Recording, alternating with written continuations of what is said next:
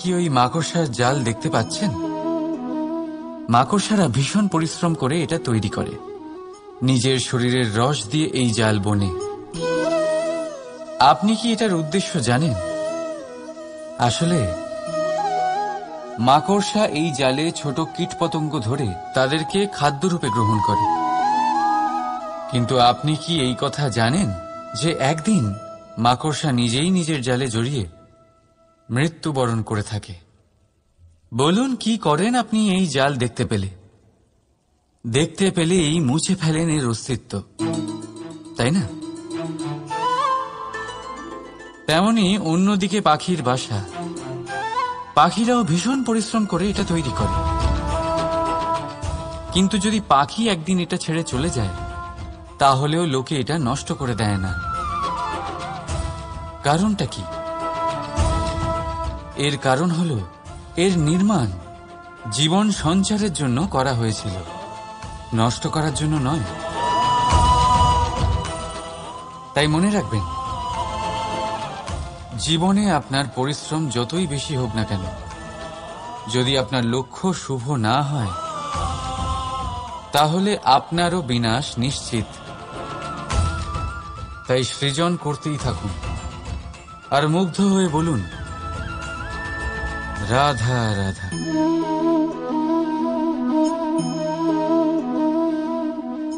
আপনার কি মনে হয় আমি কি করছি? আপনি বলবেন আমি প্রদীপ জ্বালাচ্ছি। সঠিক, কিন্তু প্রশ্ন হচ্ছে যে আমি কি আপনাকে বলেছি যে একে প্রদীপ বলা হয়? না। এই প্রদীপ কি নিজেই নিজের পরিচয় আপনাকে দিয়েছে? না। তাহলে আপনি কি করে জানলেন যে একে প্রদীপ বলা হয়?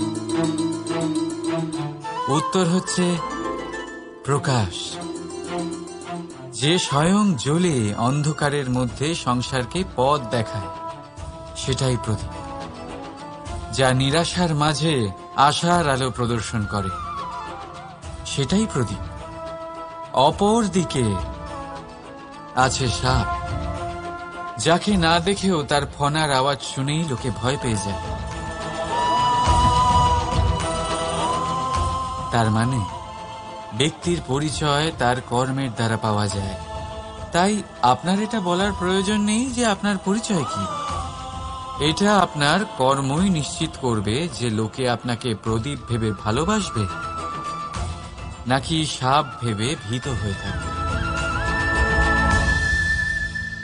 রাধা রাধা। সময় কত বিচিত্র হয়। সময় আমাদের পক্ষে থাকলে আমরা নিজেদের রাজা মনে করে নিই, আর সেই সময় যদি বিপক্ষে চলে যায়, তাহলে নিঃস্ব হতে সময় লাগে না। তাই মানুষের একটা অভ্যেস আছে, খারাপ সময়ের জন্য কিছু সঞ্চয় করা। আত্মীয়, বন্ধু খারাপ সময় পাশ থেকে সরে যায়। যশ, মান প্রতিকূল সময় চিরস্থায়ী হয় না। তাই মানুষ মনে করে অর্থ সঞ্চয় করাই শ্রেয়। অর্থের কোনো হৃদয় নেই যা সময়ের সাথে পরিবর্তিত হবে। সংসার বলে সর্বদা অর্থ সঞ্চয় করতে থাকুন। খারাপ সময় অবশ্যই কাজে লাগবে, কিন্তু আমি বলবো শুভ কর্ম করতে থাকুন, আনন্দে থাকুন, নিজের ওপর আর ঈশ্বরের ওপরে বিশ্বাস রাখুন। খারাপ সময় কখনো আসবেই না। রাধা রাধা।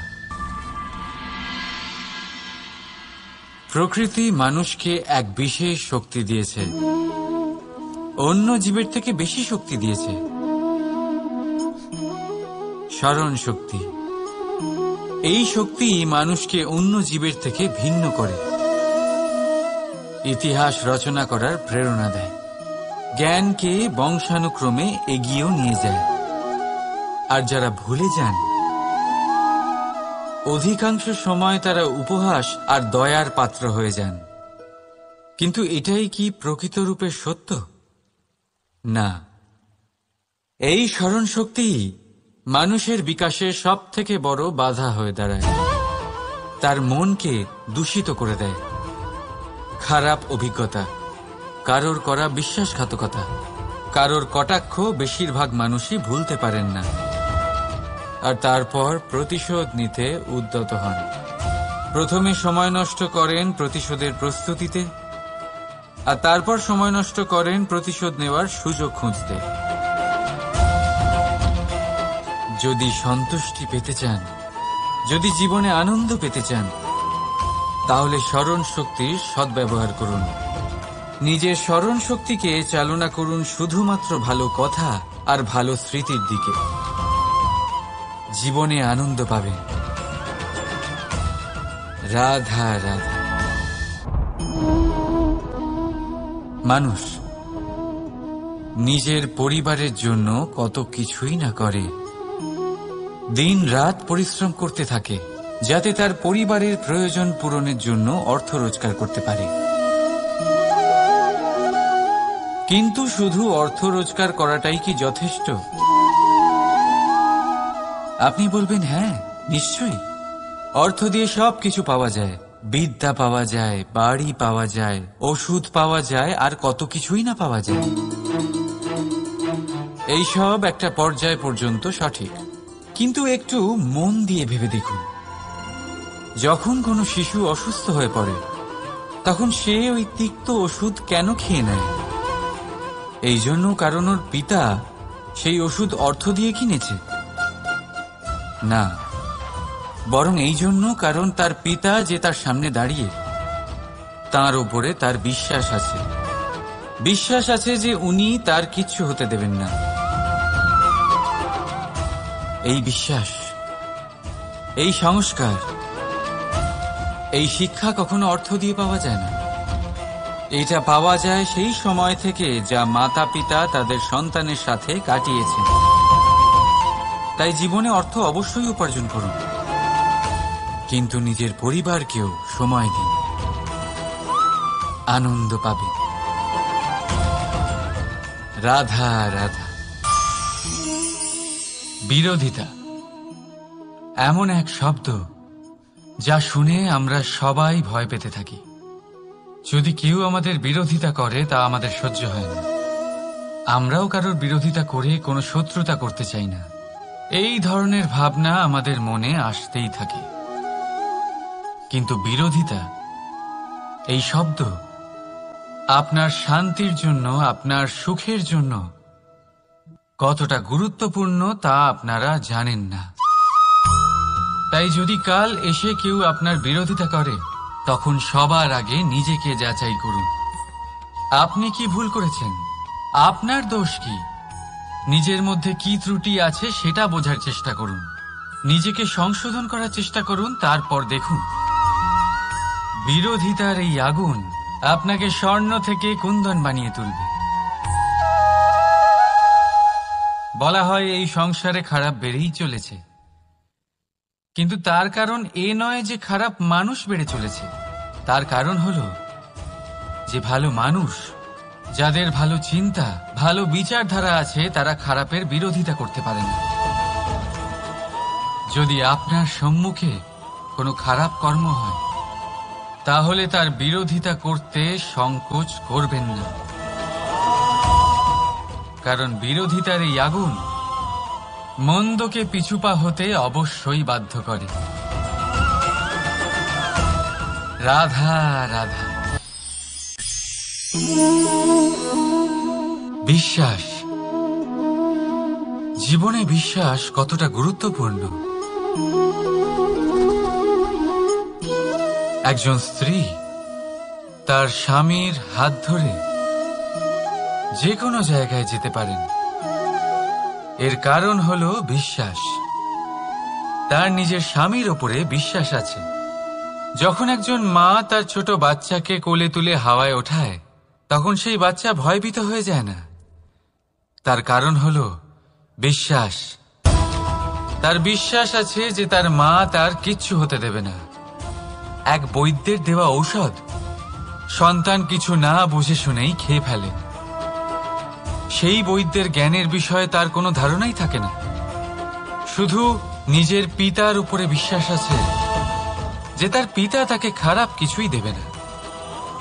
যখন এই সংসারের প্রতিটা বন্ধন বিশ্বাসের উপরে দাঁড়িয়ে আছে, তাহলে কেন এই বিশ্বাসকে আমরা জীবনে আনতে পারি না? আপনি নিজেই দেখুন, এই বিশ্বাস নিজের জীবনে এনে দেখুন, সবকিছু আরো সুন্দর হয়ে যাবে।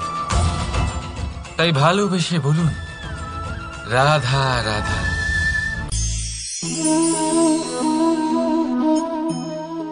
অহংকার, এই শব্দটা সবাই শুনেছেন। বহু মানুষকে আপনি এটা বলতে শুনেছেন যে ওই ব্যক্তির অহংকার আছে, ওই মানুষটির ক্ষমতার অহংকার আছে, ওই ব্যক্তির নিজের রূপ নিয়ে অহংকার আছে, ওই ব্যক্তির নিজের অর্থের অহংকার আছে, ইত্যাদি ইত্যাদি। কিন্তু এই অহংকার, এর অস্তিত্ব হয় কি করে?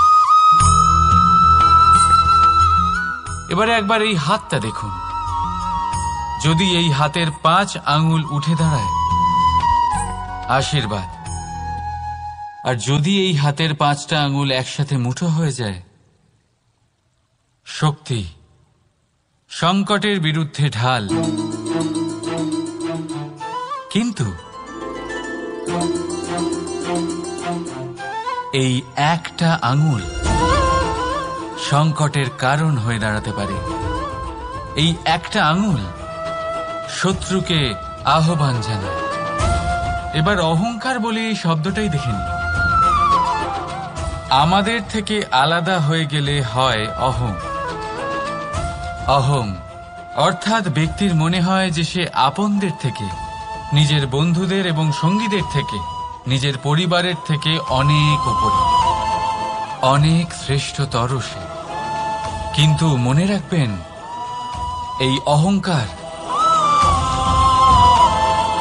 কোনো ব্যক্তির অস্তিত্বের বিনাশের প্রথম ধাপ। তাই ঝেড়ে ফেলে দিন এই অহংকারকে, আর বিশ্বাস করুন আমাদের ওপর, কারণ তখনই আপনি শান্তি পাবেন। আর সেই শান্তির সাথে বলে উঠবেন, রাধা রাধা।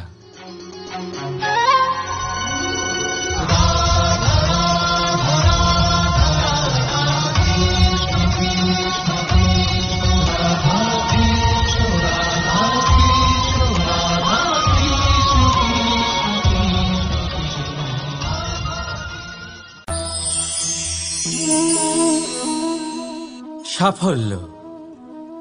যদি আপনাকে জীবনে সাফল্য পেতে হয়, তাহলে আপনি একাধিক মানুষ পাবেন যারা একাধিক উপায় বলবে আপনাকে সাফল্য পাওয়ার। দীর্ঘ সময় ধরে পরিশ্রম, চেষ্টা, নির্ধারণ, নিষ্ঠা এই বিষয়ে ভাষণ দিতে থাকবেন। একাধিক রকমের উদাহরণ আপনার সামনে তুলে ধরবেন।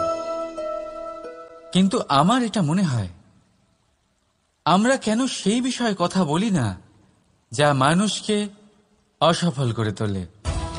শুধু দুটো ব্যাপার অসফল হওয়া নিশ্চিত করে। শুধু 2 ধরনের মানুষ বেশিরভাগ অসফল হন।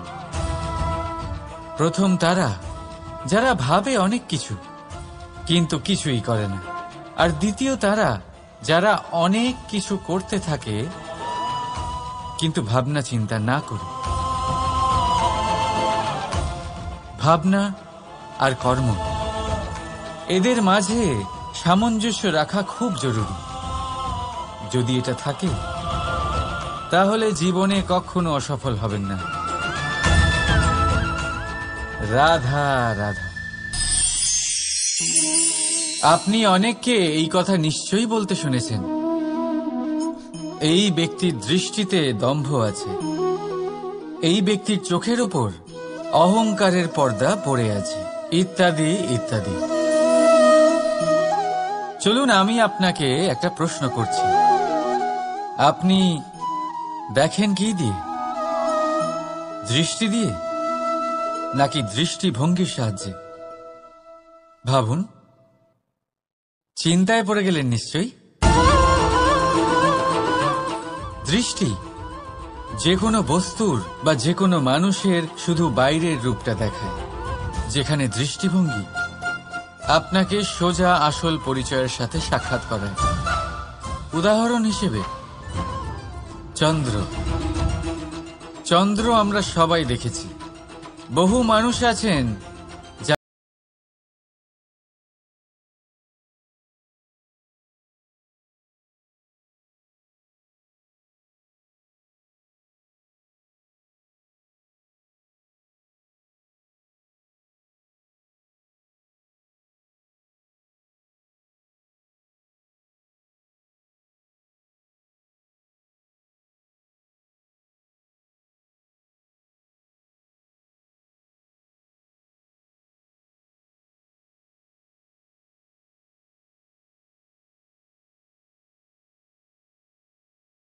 পাথরকে ভগবান ভেবে পুজো করবেন, নাকি ভগবানকে পাথর ভেবে পরিত্যাগ করবেন, সিদ্ধান্ত আপনার। কিন্তু এই সিদ্ধান্ত নির্ভর করে আপনার দৃষ্টিভঙ্গির ওপর। তাই নিজের দৃষ্টিভঙ্গি শুভ রাখুন, নিজের দৃষ্টিভঙ্গিতে ভালোবাসা রাখুন, আর আনন্দে বলুন রাধা রাধা। বড় বড় রাজমহলের, বড় বড় ইমারতের চূড়া কত সুন্দর হয়,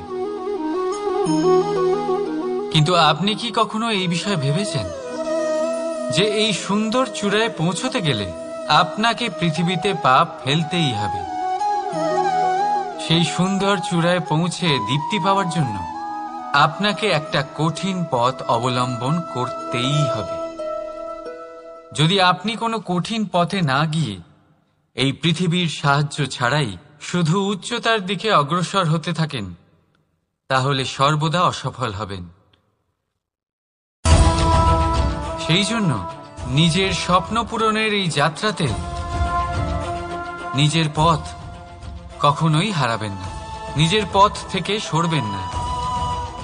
যদি এমন করেন তাহলে তো আপনার স্বপ্ন পূরণ হবেই না, তার সাথে আপনি নিজের পথও হারাবেন। রাধা রাধা। কৌতুক অর্থাৎ হাসি, এটা জীবনে কতটা গুরুত্বপূর্ণ। আমরা সর্বদাই হাসতে চাই, আমরা সর্বদা অন্যের মুখে এই হাসি দেখতে চাই। কিন্তু এই কৌতুক অনেক প্রকারের হয়, আর এই কৌতুকের ভিত্তি কি সেটাও খুব গুরুত্বপূর্ণ। কৌতুক কেবল তখনই পাবেন যখন তা শুদ্ধ মন থেকে আসবে। কৌতুক তখনই পাবেন যখন তা সামনের জনকেও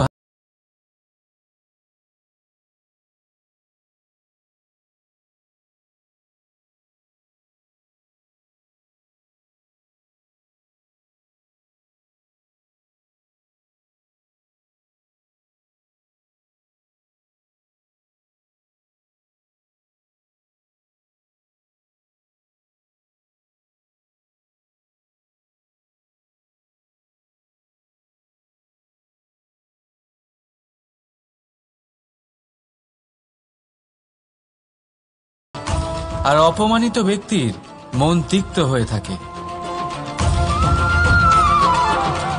তাই মনে রাখবেন যে এই কৌতুক যেন কৌতুকই থাকে, তা উপহাস বা কটাক্ষ না হয়ে যায়। রাধা রাধা। মানুষ, এই শব্দের সূচনা হয় মন থেকে, আর সেই জন্যই হয়তো আমাদের এই মন এতটা গুরুত্বপূর্ণ। এবারে দেখুন না, আমাদের মনই সবকিছু চালনা করে। মনই সেই যে কল্পনা করে, মনই সেই যা কল্পনাকে বাস্তবে পরিণত করার জন্য পরিশ্রম করতে আমাদের প্রেরণা যোগায়। মনই সেই যা লোভের জালে জড়িয়ে পড়ে। মনই সেই যা অভিমানের পর্দা দিয়ে ঢেকে যায়। আর এই মনই সেই যা আপনাকে বিনাশের দিকে টেনে নিয়ে যেতে পারে। কিন্তু যদি তা পরোপকার করার ইন্ধন পায়, তাহলে এমন কোনো মহান কাজ নেই যা আপনি করতে পারবেন না। কিন্তু এই মন, এই মন কি? এটা বোঝানো যায় দুটো শব্দের মাধ্যমে, দুটো সহজ শব্দ। প্রথম, একজন কুশল সেবক। দ্বিতীয়, একজন সংকটপ্রবণ মালিক। যদি আপনার এই মন আপনার নিয়ন্ত্রণে থাকে, তাহলে সে হলো আপনার সেবক। তাই আপনার অস্তিত্ব আছে। কিন্তু যদি আপনার মন আপনার কর্মের ওপরে নিয়ন্ত্রণ করে, তাহলে এই মন আপনার মালিক, আর তখন আপনার বিনাশ নিশ্চিত। তাই নিজের এই মনকে নিয়ন্ত্রণে রাখুন, কিন্তু ভালোবেসে। আসুন আমার সাথে আনন্দে বলুন, রাধা রাধা। এই সূঁচ দেখতে পাচ্ছেন আপনি? এটা শুদ্ধ লোহা দিয়ে তৈরি। বস্ত্র সেলাই করার কাজে লাগে, অস্ত্রোপচারে কাজে লাগে। কিন্তু আপনি কি কখনো ভেবে দেখেছেন এই সূঁচ কিভাবে তৈরি হয়? লোহার এক বড় অংশকে পিটিয়ে পিটিয়ে টেনে টেনে তাকে পাতলা বানানো হয়। এরপরেই আমরা পেয়ে থাকি সূঁচ। ভাবুন, যদি লোহার টুকরোতে অনর্গল প্রহার করার ফলে একটা লোহার টুকরো সূঁচে পরিণত হয়, তাহলে আমাদের জীবনে অনর্গল চেষ্টা করার ফলে জীবনের সমস্ত অংশকে আমরা কত প্রভাবশালী কাজে পরিণত করতে পারি। শুধু প্রয়োজন দৃঢ় নিশ্চয়তা। তাহলে আসুন আমার সাথে ভালোবেসে বলুন, রাধা রাধা। জীবনে আপনি এরকম মানুষও দেখবেন যারা এটা বলে, ভাবে, নিজেকেও বলে যে উনি সেই এমন ব্যক্তি যার মতো আমি হতে চাই। ঠিক আছে, কারোর থেকে প্রেরণা নেওয়াটা কোনো ভুল নয়, কিন্তু কখনো কখনো এই প্রেরণা গুরুত্বহীন হয়ে যায়, আর আমরা শুরু করে দিই সেই ব্যক্তিকে নকল করতে। এখানেই থেমে যায় আমাদের উন্নতি। এবারে দেখুন, সংসারে শত কোটি রঙের ফুল আছে, কিন্তু তারা কখনো একে অপরকে নকল করে না। নকল করে না তাদের রং, নকল করে না তাদের সুগন্ধ। তাহলে আমরা করি কেন? প্রতিটা ব্যক্তির মধ্যে কোনো না কোনো প্রতিভা অবশ্যই থাকে, যা ফুটিয়ে তোলার সঠিক সময়ও আমাদের কাছে থাকে। কিন্তু সেই মানুষ সেই প্রতিভা নির্মাণ করার পরিবর্তে সময় নষ্ট করে অন্য কারোর মতো হওয়ার জন্য, কাউকে নকল করার জন্য। এটা করবেন না। সময়কে ব্যবহার করুন নিজের অস্তিত্ব নির্মাণ করার জন্য। কারণ কারোর ছায়া হওয়ার থেকে ভালো আপনি কারোর জন্য প্রেরণা হয়ে উঠুন। রাধা রাধা। আমরা সকলে পাথুরে রাস্তা এড়িয়ে চলি, কারণ এই পথের পাথর আমাদের যাত্রা আরো কঠিন করে তোলে, আমাদের পা আহত করে দেয়। কিন্তু একটা গুরুত্বপূর্ণ কথা আমরা ভুলেই যাই, এই কঠিন পথই না শুধু আমাদেরকে নিজেদের দুর্বলতার সাথে পরিচয় করায়, বরং আমাদের শক্ত হওয়ার প্রেরণাও দিতে থাকে। সময়ের সাথে ঠিক এমনটাই হতে থাকে। সবাই ভালো সময়ের অপেক্ষা করতে থাকেন, ভালো সময়ের জন্য পরিশ্রম করেন, তার জন্যই চিন্তা করেন, কিন্তু ভুলে যান যে ভালো সময় বহুবার আমাদের বিবেক নষ্ট করে দেয়। সেখানেই খারাপ সময় আমাদের বুদ্ধিকে সঠিক পথে চালিত করে। রাধা রাধা। ঘোড়াকে যতই প্রশিক্ষণ প্রদান করুন, তার মুখে লাগাম তো পরাতেই হবে। একজন ভালো চালক সেই ঘোড়ার লাগাম মাঝে মাঝে টেনে ধরে, তাকে সঠিক পথে চালিত করতে, যাতে সেই ঘোড়া দিগ্ভ্রান্ত না হয়। এবার একটু ভাবুন, ঠিক এরকমই হয় আমাদের মন। যদি এটা বিবেকের লাগাম দিয়ে মাঝে মাঝে আমরা টেনে না ধরি, তাহলে আমাদের এই মন দিগ্ভ্রান্ত হতে পারে। আর যদি আপনি আপনার লক্ষ্যে পৌঁছতে চান, তখন মনের এই লাগাম মাঝে মাঝে আপনাকে অবশ্যই টেনে ধরতে হবে, কারণ বিবেকের এই পথ প্রদর্শনই আপনাকে ভালোভাবে আপনার লক্ষ্যে পৌঁছে দেবে। মনে রাখবেন, আর আমার সাথে ভালোবেসে বলবেন, রাধা রাধা। আপনি কখনো জাঁতা কল দেখেছেন? তাতে গম পেষা হয়। গমকে এমনভাবে পেষা হয় যাতে আমরা তা খেতে পারি, জীবিত থাকতে পারি। আর যদি আপনি মন দিয়ে দেখেন, তাহলে কলের নিচের অংশ কখনো ঘোরে না, শুধুমাত্র উপরের অংশই ঘোরে। আর তবেই তা গম পিষতে পারে, আর তবেই রুটি তৈরি হতে পারে। কিন্তু ভেবে দেখুন, যদি কলের দুটো অংশই ঘুরতে থাকে, তাহলে কি হবে? তা গম পেশার বদলে একে অপরকে পিষে নিজেদের অস্তিত্ব শেষ করে দেবে। তাই জীবনে কোনো কাজ যখন মন আর মস্তিষ্ক মিশিয়ে করা হয়, তখনই তা সম্পন্ন হয়। কিন্তু যখন বিষয় হলো ভক্তির, তখন মস্তিষ্কের যুক্তির মৌন থাকা প্রয়োজন। আর যখন বিষয় হলো কর্ম আর ন্যায়ের, তখন মনের আবেগের মৌন থাকা প্রয়োজন। তাই মন আর মস্তিষ্কের এই সম্মিলনে সতর্ক থাকবেন। একসাথে অবশ্যই চলবে, কিন্তু একে অপরের বাধা যেন না হয়ে দাঁড়ায়। রাধা রাধা। আমি একটা এমন শব্দ যার অনেকগুলি মানে হয়, যার আসল অর্থ হল অহং। যদি আপনি কথা বলেন সৃষ্টির নির্মাণ নিয়ে, তাহলে আমি ব্রহ্মদেব হয়ে সৃষ্টির নির্মাণ করবে। যদি আপনি কথা বলেন প্রলয়ের, তাহলে সেই আমি মহাদেব হয়ে বিনাশ করবে। এই আমি সঙ্গতিপূর্ণ, কিন্তু শুধু ততক্ষণ যতক্ষণ আপনি এটা সবার সাথে ভাগ করছেন। কিন্তু আমরা বহুবার এর মানে বুঝতে পারি না। এই অহংকে সীমিত করে দিই একটা ব্যক্তি অবধি, শুধু নিজে। আর তখনই জেগে ওঠে অহংকার, যাতে প্রাধান্য পায় শুধুমাত্র আমি, আমরা নয়। আর একজন ব্যক্তি একা না উৎপাদন করতে পারে আর না করতে পারে সৃজন।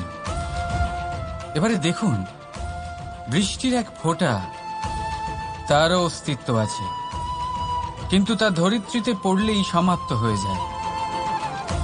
কিন্তু যখন ফোঁটাগুলি একসাথে পড়ে, তখন শুরু হয় বর্ষা, আর তখনই তৈরি হয় ধারা।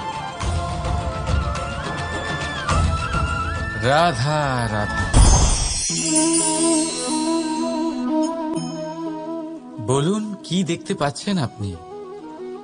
আমার হাতের এই সাদা বস্ত্র, নাকি এতে লেগে থাকা এই কালো দাগ? এবারে সত্যি কথা বলতে কি, আপনার নজর সবার আগে এই কালো দাগের উপরে গেছে। ঠিক আছে, এমনই তো হয়। ভীষণ কম মানুষ থাকেন যারা ভাবেন কোনো ব্যক্তি ভীষণ পরিশ্রম করে এই বস্ত্র ধুয়েছেন, এটা শুকিয়েছেন। বেশিরভাগ মানুষের নজর যায় এই দাগের উপরে, ভাবেন যে এটা কি করে লাগলো। কিছুটা এরকমই হয় আমাদের ব্যক্তিত্বের সাথে। আমাদের শুভ কর্মের উপরে আমাদের একটা খারাপ কর্ম ভারী মনে হয়।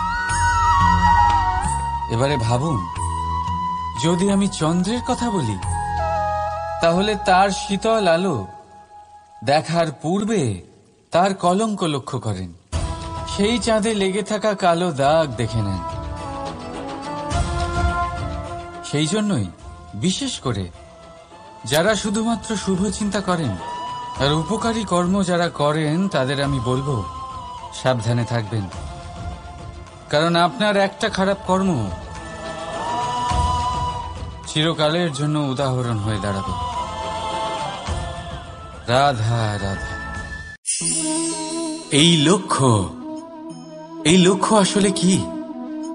এই লক্ষ্য তাই যা আমরা পেতে চাই। এই সংসারে সুখী কে হয়? সুখী সেই যে তার লক্ষ্য পেয়ে গেছে।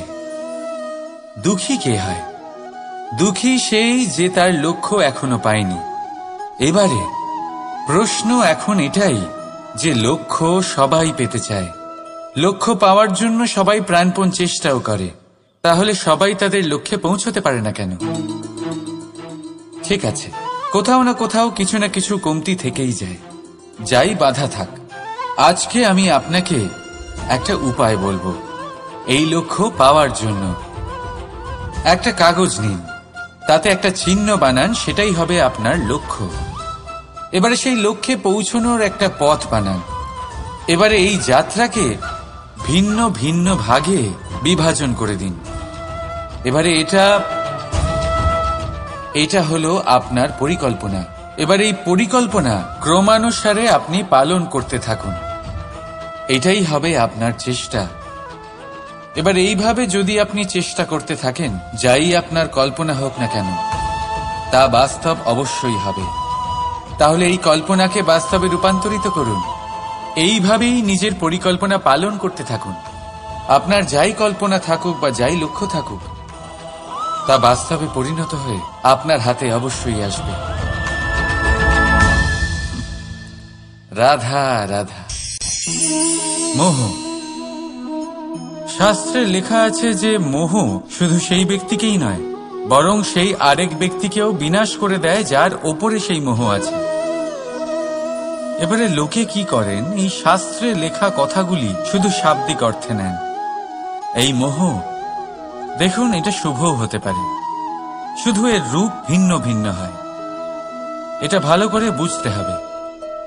এবারে মোহ যদি কোনো বস্তুর উপরে থাকে তাহলে তা লালসা হয়ে যায়। মোহ কোনো বিশেষ ব্যক্তির উপরে হয়ে গেলে তা প্রেম নয়, আকর্ষণ হয়ে যায়। মোহ কোনো চাহিদার উপরে হয়ে গেলে তা বাসনা হয়ে যায়। মোহ বিজয়ের উপরে হয়ে গেলে তা কুণ্ঠা হয়ে যায়। মোহ নিজের সংস্কৃতির উপরে হলে আপনাকে সংস্কৃতির রক্ষক বানায়। যদি এই মোহ নিজের গুণের উপরে হয়, তাহলে সেই শিল্প দ্বারা আপনি এই সংসারে অদ্ভুত সব কাজ করতে পারবেন। এবারে এটা আপনার উপরে নির্ভরশীল যে এই মোহকে আপনি সৃজনের আধার বানাতে চাইবেন নাকি বিনাশের অস্ত্র বানাতে চাইবেন। ভেবে দেখুন, সিদ্ধান্ত আপনার। রাধা রাধা। বাবার এক মিত্র ছিলেন, বড়ই দুঃখী ছিলেন, বিপদে পড়েছিলেন। কি করবেন? ব্যবসা ভালোভাবে চলছিল না, বাড়িতে শান্তি ছিল না, সমস্ত জায়গায় ক্ষতি হচ্ছিল। তাই উনি একজন জ্যোতিষীকে দেখালেন। জ্যোতিষী বললেন, আপনার যে বাড়ি আছে সেটা আপনার জন্য অশুভ, আপনার এই বাড়ি পাল্টে ফেলুন। উনি বাড়ি পাল্টে ফেললেন, তবুও ওনার সমস্যার সমাধান হল না। তারপর একজন জ্ঞানী ব্যক্তি ওনাকে বললেন যে আপনার জামা কাপড়ের যে রং সেটা বিপদকে আমন্ত্রণ জানাচ্ছে, এই জামা কাপড়গুলিকে পাল্টে ফেলুন। উনি সেগুলো পাল্টে ফেললেন, তাও সমস্যার সমাধান হল না। আবার একজন জ্ঞানী ব্যক্তি বললেন যে আপনার আশেপাশে যে মানুষজন রয়েছে তারা এটা চায় না যে আপনি সফল হন, তারা আপনার ক্ষতি চায়, তাদের সাথে সমস্ত সম্পর্ক ভেঙে ফেলুন। তো উনি সম্পর্ক ভেঙে ফেললেন, কিন্তু তাতেও ওনার জীবনে কোনো পরিবর্তন এলো না। তার মানে তিনি বাড়ি পাল্টালেন, জামা কাপড় পাল্টালেন, সম্পর্ক পাল্টালেন, যেটা পাল্টালেন না তা হলো স্বভাব। এই যে স্বভাব, এটা অত্যন্ত গুরুত্বপূর্ণ। এই স্বভাবই আপনার ব্যক্তিত্ব তৈরি করে। তাই নিজের স্বভাব শুধরে ফেলুন, তাতে ভালো পরিবর্তন আনুন। সবকিছু ভালোই হবে।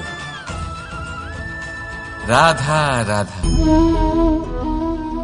ক্রোধ, লোকে বলে যে এই ক্রোধ পাপেরই মূল, কিন্তু সত্যি কি এই ক্রোধ পাপের মূল? একটু ভেবে দেখুন, এই ক্রোধ বাস্তবে আসলে কি? এই ক্রোধ একটা অনুভূতি যা আপনার মধ্যে হঠাৎই অসীমিত তেজ সঞ্চালন করে। এবারে আমি আপনাকে কিছু উদাহরণ দিচ্ছি যাতে আপনি বুঝতে পারেন যে ক্রোধ আপনার জন্য ভালো কি না। যদি কারোর সাথে অন্যায় হয় আর এটা দেখে আপনার ক্রোধ হয়, আর এই ক্রোধ আপনাকে তার সাহায্য করতে প্রেরণা যোগায়, তাহলে এই ক্রোধ অবশ্যই ভালো। যদি কোথাও আপনি দেখেন যে কোনো নারীর উপরে অত্যাচার হচ্ছে আর সেটা দেখে আপনার ক্রোধ হয়, আর এই ক্রোধ আপনাকে তার সাহায্য করতে সাহস যোগায়, তাহলে এই ক্রোধ অবশ্যই ভালো। যদি এই সংসারে কোথাও আপনি কোনো অনৈতিক কাজ বা ছলনা দেখেন আর আপনার তাতে ক্রোধ না হয়, কিছুই অনুভব করেন না, তাহলে এটা কাপুরুষতা। তার মানে এটাই যে আপনি আপনার মনুষ্যত্ব হারিয়ে ফেলেছেন। তাই এটা বোঝার চেষ্টা করুন, আপনার ক্রোধের তেজের ব্যবহারের ওপরে নির্ভরশীল হল এই ক্রোধ আপনার জন্য পাপের সমান, নাকি এই ক্রোধ আপনার জন্য পুণ্যের স্থাপক। রাধা রাধা। অভিমান, আত্মসম্মান, অহংকার, দেখতে গেলে এই তিনটি শব্দ ভিন্ন ভিন্ন, কিন্তু এর মূল আধার একই, আত্মসম্মান। এবার যদি কথা বলি আপনার শরীরের, আপনার সংস্কৃতির, আপনার সম্পর্কের, তাহলে অভিমান থাকা স্বাভাবিক। এবার যদি কথা বলি আপনার ব্যক্তিত্ব নিয়ে, আপনার আদর্শ নিয়ে, আপনার বিচারধারা নিয়ে, তাহলে আত্মসম্মান হলো একটা গুণ।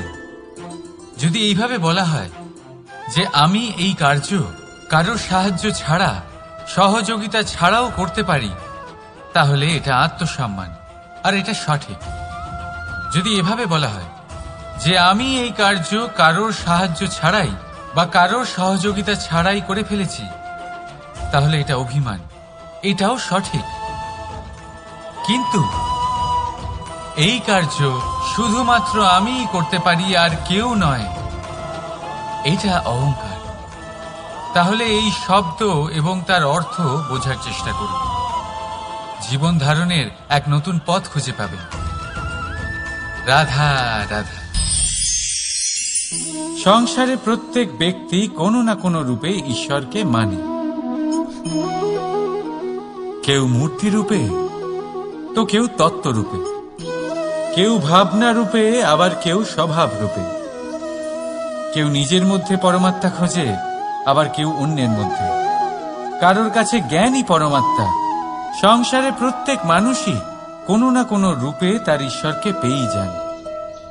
কিন্তু একটা কথা বলবো, ঈশ্বর প্রথমেই নিজের একটা স্বরূপ পৃথিবীতে আপনার কাছে পাঠিয়ে দিয়েছেন। সেই স্বরূপ হল আপনার মাতা, আপনার মা। সেই মা যিনি আপনাকে জন্ম দিয়েছেন, আপনাকে বাঁচতে শিখিয়েছেন, আপনাকে সংস্কার দিয়েছেন। যদি আপনি কখনো কোনো অনুচিত পথে অগ্রসর হয়েছেন, তখন তিরস্কার করে আপনাকে সঠিক পথে এনেছেন। যদি আপনি এই সংসারে অসফল হয়েছেন, তখন তার আঁচলের উষ্ণতা দিয়ে আপনাকে আশ্বাস জুগিয়েছেন। সেই সমস্ত কাজ করেন এই মা, যা ঈশ্বরও করেন। সেই জন্য মনে রাখবেন যে এই সংসারে আপনার সবচেয়ে প্রথম ঈশ্বর যদি কেউ থাকে, তাহলে তা আপনার মা। প্রত্যেক প্রতিমাতেই ঈশ্বর নাই থাকতে পারে, কিন্তু প্রত্যেক মায়ের মধ্যে ঈশ্বর অবশ্যই থাকে। রাধা রাধা।